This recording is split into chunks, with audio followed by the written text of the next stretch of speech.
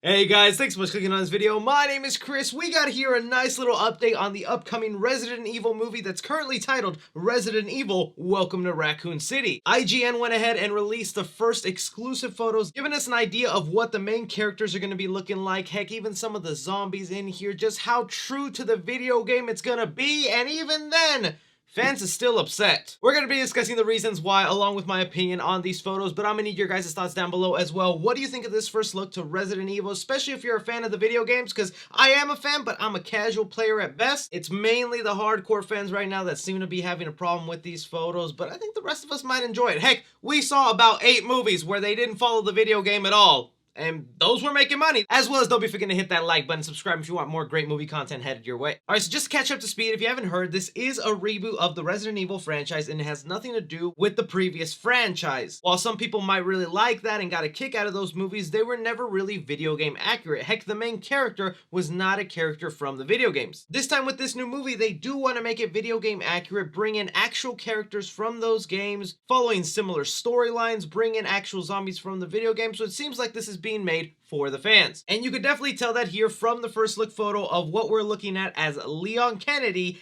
and Claire Redfield. These are two characters from the video games, and if I put a side by side of what they're supposed to look like, you can see what they were trying to go for here. Now, immediately, one of the reasons people have been upset from the beginning is because they race swapped Leon. Around here, we don't care about that. As long as it's not integral to who the character is and part of their origin, like a Black Panther, who is a character literally from Africa and built in Black culture, or Mulan, who's a character built in Chinese culture, comes from Chinese history. The character of Leon in the video games is just really a badass with a gun who kills down some zombies, and well, I'm pretty sure they're gonna do that here. But again, getting back to some of the comparisons here, you can see obviously the red leather jacket on Claire, what they were going for there, as well as even the outfit they have on Leon. Now, this is maybe where some of the cheap cosplay comments were coming in, because people were saying it just doesn't look high quality. It looks like some fan film, because they tried giving him the white sleeve, obviously the police outfit with the badge on there. So maybe it isn't looking as detailed or as nice as some people would have liked it to be in the video games, but I still don't think that's a big reason to be upset, because this movie is going to be on the cheaper side. And the reason for that is because it is going to get its hard R rating and not going to try to be a PG-13 sell to the audience type of thing like the previous franchise. Besides, if some of the money wasn't going to the actual costumes on here, I think they were going to some of the zombie makeups, because we'll get to that in a sec. Here we have the rest of our cast members along with this movie. I did go ahead and pull up their video game counterparts right below them so you can see them, and for the most part it looks pretty good to me. You have the character of Albert Wesker, you have Richard Aiken, you have Jill Valentine,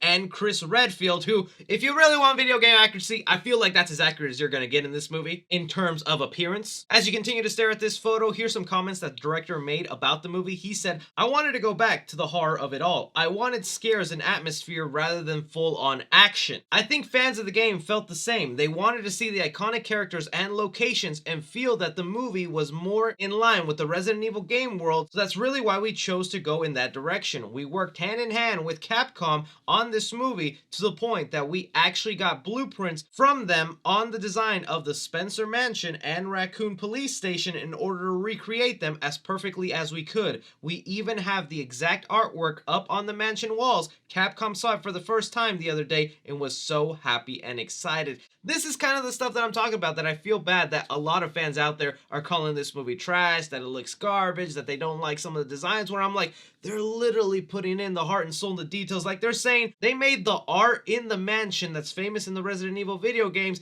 exactly like the video game. That's some attention to detail right there. So it looks like they're putting the money in the right places. And here we have a look at a famous zombie in the video games, Lisa Trevor. Now, if you're not familiar with her, don't worry, I had to look it up myself because I didn't even know that much about this character. But Resident Evil fans right now are going crazy over this character by the name of Lisa Trevor, who in the video games was a little girl who was constantly experimented on by the Umbrella Company, the company responsible for the zombie outbreak, and through those years of experimenting on is just one horrific, sad being. The director also had this to say about her: "Lisa Trevor is actually quite a pivotal role in the movie. I was always fascinated by her when playing the remake of the first game. I found her character both disturbing and at the same time strangely haunting. When we were discussing how to bring this story to life, it was one of the elements that I really wanted to feature strongly, as she has never been in any of the film versions of Resident Evil. I wanted her to be a three-dimensional character, not some creepy specter. We cast Marina Mazeppa, who had just done Malignant for James Wan, and really worked hard in bringing this character to life in a way that I think fans are going to love so much. She's terrifying but also tragic in the movie, starting with the orphanage where Claire grew up. As of right now, the movie's going to be hitting theaters November 24th of this year, so we're going to get it fairly soon, probably a trailer within the next couple weeks. And you know what? I'm looking forward to it. It looks like a lot of fun. Who doesn't enjoy a good zombie movie with a bunch of characters who have to survive in a place? And if they're being